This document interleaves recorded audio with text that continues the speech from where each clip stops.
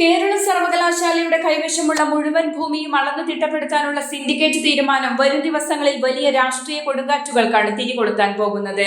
UDF ഭൂരിപക്ഷമുള്ള syndicate കൈക്കൊണ്ട ഈ നിർണായക തീരുമാനം കേവലം ഒരു റവന്യൂ നടപടിയിൽ ഒതുങ്ങില്ലെന്നുറപ്പാണ്.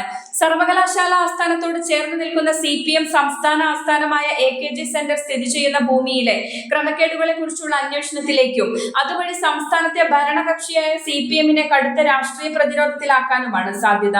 പതിറ്റാണ്ടുകളായി പുകയുന്ന AKG സെന്റർ ഭൂമി വിവാദത്തിന് നിയമപരമായ അന്ത്യം കുറിക്കുക എന്ന ലക്ഷ്യത്തോടെയാണ് ഈ നീക്കം. സേവ് യൂണിവേഴ്സിറ്റി ക്യാമ്പയിൻ കമ്മിറ്റി ചെയർമാനും പുതിയ സിൻഡിക്കേറ്റ് അംഗവുമായ RS ശശികുമാറാണ് യോഗത്തിൽ ഈ നിർദ്ദേശം വെച്ചത്.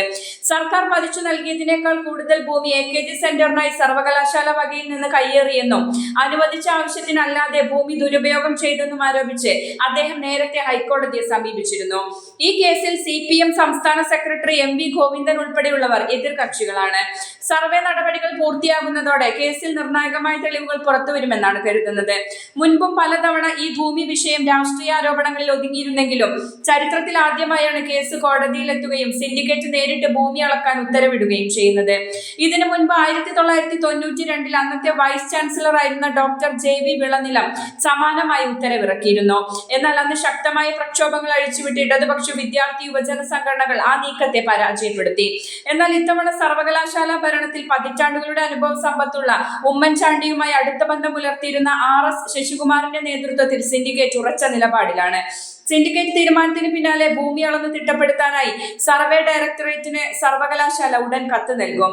ഡയറക്ടറേറ്റ് നിയോഗിക്കുന്ന പ്രത്യേക റവന്യൂ സംഘം പഴയ പ്രമാണങ്ങളും സർവേ വകുപ്പിന്റെ ആർക്കൈവ്സിലെ രേഖകളും അടിസ്ഥാനമാക്കി വസ്തുതാ പരിശോധന നടത്തും.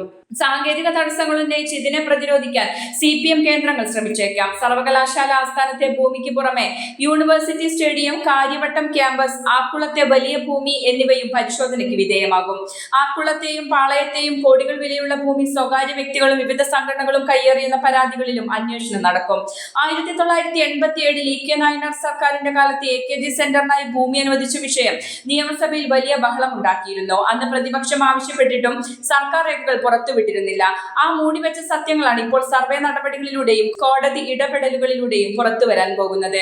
AKG സെന്ററിന് നൽകിയ ഭൂമിയിൽ എന്തെങ്കിലും തരത്തിലുള്ള കയ്യേറ്റമോ നിയമലംഘനമോ നടന്നിട്ടുണ്ടെങ്കിൽ ഉന്നത വിദ്യാഭ്യാസ മേഖലയിൽ വിപ്ലവകരമായ മാറ്റങ്ങൾ അവകാശപ്പെടുന്ന സർക്കാരിനും CPM-നും അത് വലിയ രാഷ്ട്രീയ തിരിച്ചടിയാകും.